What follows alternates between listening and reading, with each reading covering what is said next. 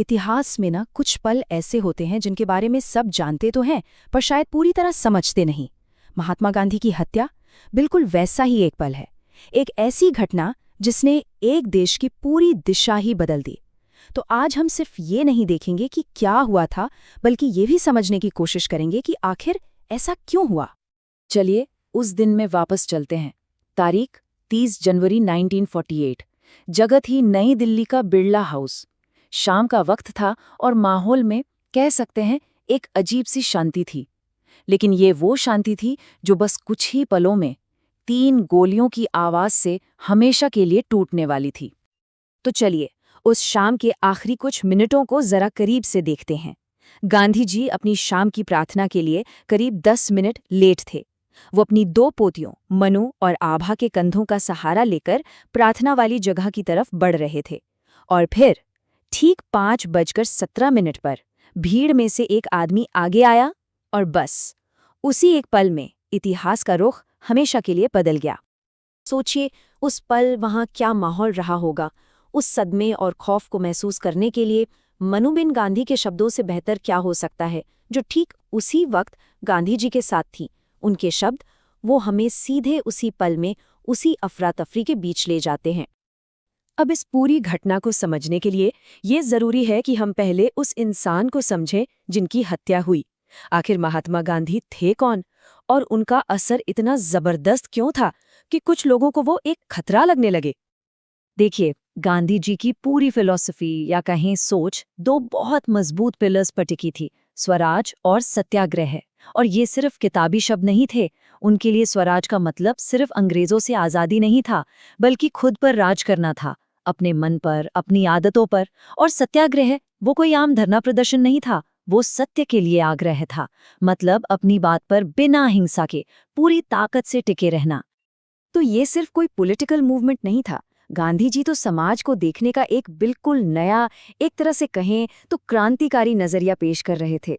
वो उस प्रोग्रेस की परिभाषा को ही चैलेंज कर रहे थे जिसे दुनिया मानती थी। उनका मानना था कि असली भारत तो गांवों में बसता है और सच्ची आज़ादी मशीनों या पश्चिमी नकल में नहीं, बल्कि आत्मनिर्भर और नैतिक जीवन जीने में है। तो एक तरफ है गांधी और उनका शांति का मिशन, और दूसरी तरफ है उनकी हत्या। ये बात हमें इस कहानी के सबसे मुश्किल और ज़रूरी सवाल पर ले आती है। आखिर कोई शांति के दूत को क्यों मारना चाहेगा? मोटिव क्या था? वजह क्या थी? जिसने गोली चलाई वो कोई अनजान चेहरा नहीं था। वो एक ऐसी शख्सियत थी जिसकी अपनी एक गहरी पॉलिटिकल आइडियोलॉजी थी और गांधी जी के तरीकों का विरोध करने की एक लंबी हिस्ट्री भी थी। नाम था नाथूराम गॉडसे, एक हिंदू राष्ट्रवादी जिसका मानना था कि गांधी की नीतियां हिंदुओं को लगातार कमजोर कर रही हैं। और ये टकराव असल में नए बन रहे भारत की आत्मा को लेकर था।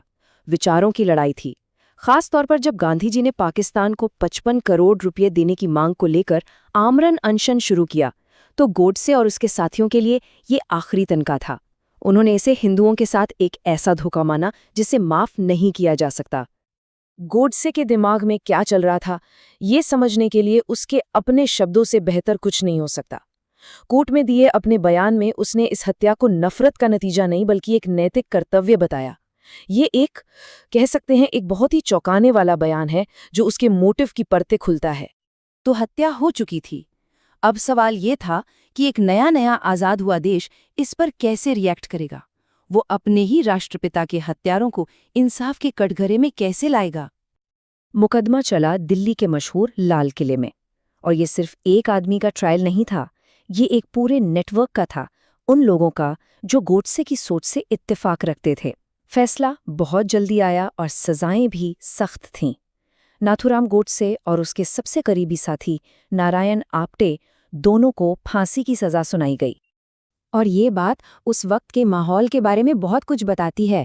कानून ने तो अपना फैसला सुना दिया था, लेकिन कोर्ट में दिए गोडसे के बयान का वहां मौजूद लोगों पर बहुत गहरा असर हुआ था। कई लोग उसकी दलीलों से सहमत दिख रहे थे। माहौल बहुत ही चार्ज था।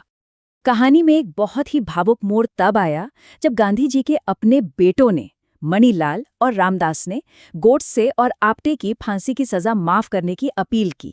सोचिए, वो आखिर तक अपने पिता के अहिंसा के सिद्धांत पर टिके रहे, लेकिन सरकार ने उनकी ये अपील खारिज कर दी।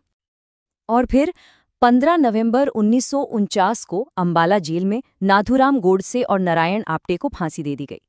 इस घटना के 2 साल के अंदर ही कानूनी कार्रवाई का चैप्टर तो बंद हो गया, लेकिन कहानी यहाँ खत्म नहीं होती। क्योंकि इस हत्या का असर वो सिर्फ कोर्टरूम तक सीमित नहीं था, इसकी गूंज पूरे भारत में और सच कहें तो पूरी दुनिया में सुनाई दी। सबसे पहली प्रतिक्रिया आई भारत के अंदर से। देश के पहले प्रधानमंत्री जवाहरलाल नेहरू ने उस गहरे सदमे और नुकसान को शब्दों में बयां करने की कोशिश की जो करोड़ों लोग महसूस कर रहे थे। उनके शब्द वो उस वक्त पूरे देश के दर्द की आवाज बन गए। और सिर्फ भारत ही नहीं, हैरानी की बात है कि उनके सबसे बड़े राजनीतिक विरोधी, जिन्होंने एक अलग देश बनाया, पाकिस्तान के संस्थापक मोहम्मद अली जिन्ना ने भी इस नुकसान को बहुत बड़ा माना और गांधी के कद को स्वीकार किया।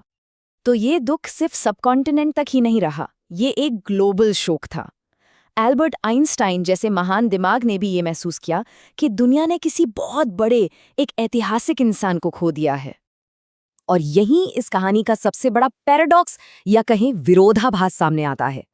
विडंबना देखिए, एक हिंदू अतिवादी ने गांधी की हत्या की और इस एक घटना ने उस अतिवादी विचारधारा को इतना ज्यादा बदनाम कर दिया कि भारत का सेक्युलर यानी धर्मनिरपेक्ष रास्ता और भी पक्का हो गया।